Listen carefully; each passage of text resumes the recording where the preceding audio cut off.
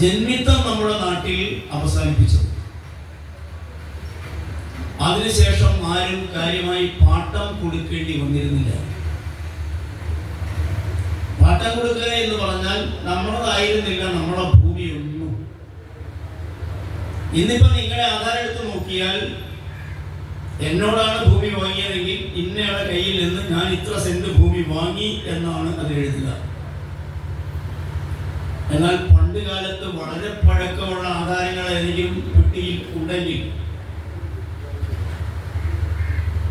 അതെടുത്ത് പരിശോധിച്ചാൽ എല്ലാവർക്കും കാണാൻ കഴിയുക ഒന്നുകിൽ തൃക്കളയൂർ ദേവസ്വം വകയാണ്,